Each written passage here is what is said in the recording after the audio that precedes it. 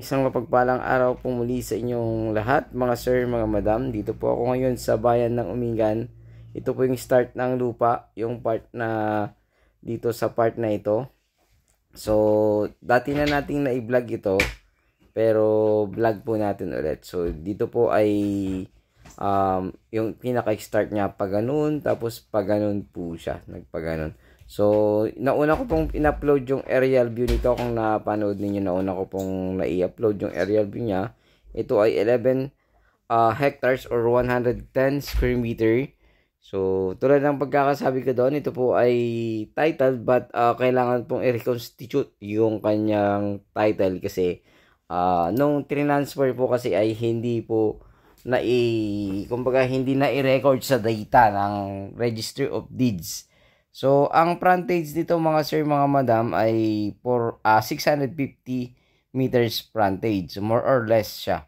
Pero sa pagkakasugat ko po sa Google ay 650 mahigit po. Pero 650 lang po yung inilalagay kong kanyang frontage. Napakaganda po nito kasi flat area po siya. Hindi po siya malalim.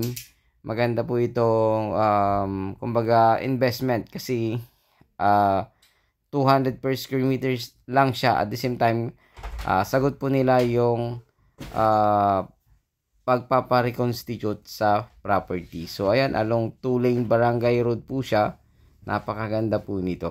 So, noon pa may gusto bumili nito noon, pero mas mura noong unang vlog ko nito. Kaya lang, syempre, yung mga una kasing yun ay hindi pa tayo masyadong napapanood or wala pang masyadong nakakanood ng ating vlog. So, pag ganun po yan sa part na yan. Maluwang po itong property sa personal. Kung makikita nyo na malapad po yung hanggang likod niya. So, ang maganda rito ay yung mga may puhunan then isusubdivide lot. Napakaganda po kasi along provincial road po ito.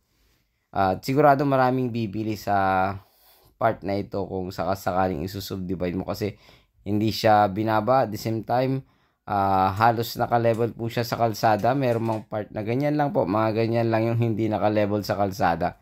So, kunting-kunti lang. So, sa pagpapatayo naman ng bahay ay nag-elevate tayo ng konti. Kaya, wala namang problema. So, flood-free area naman po ito. Huwag po kayong mag-alala mga sir, mga madam.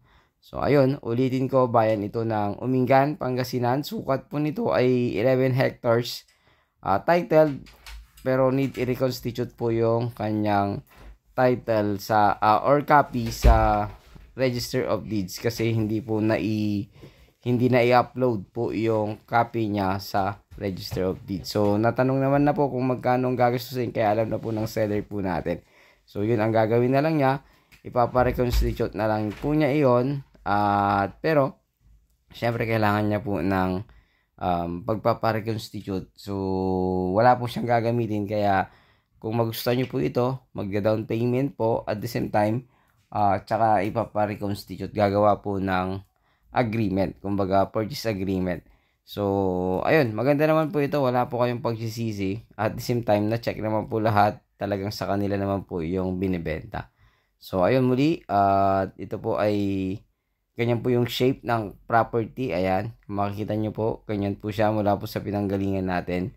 So, namarkahan ko na rin po ito sa aking aerial view. Makikita nyo na lang po doon.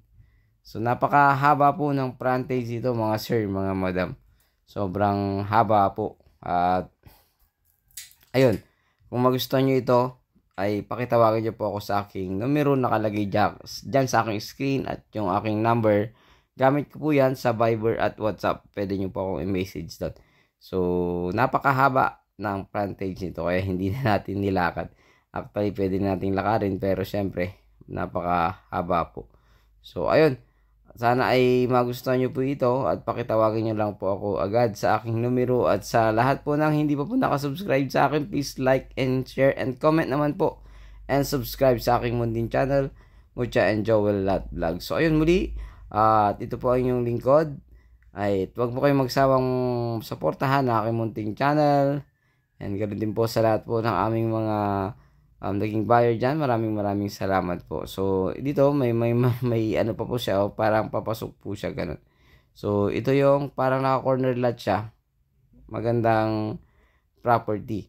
itong ating tinitingnan ngayon. Nga lang, yun ang kailangan po nating mag-ano po. So, ayan, 650, actually 700 yung nakalagay dun sa sinukat natin, pero 650 lang yung ilalagay natin para mas mas safe po kami sa details niya. So, ayun, maraming salamat pong muli at patuloy niyo po kaming suportahan sa aming munting channel, Mucha and Joel Love Vlog. So, sa mga susunod naming mga vlog, please supportan niyo pa rin po kami. Please like and share and subscribe po sa mga susunod pang mga video ay para maging updated po kayo sa mga susunod pang mga video. Maraming salamat. Ito pang lingkod, Agent Joel. God bless you all.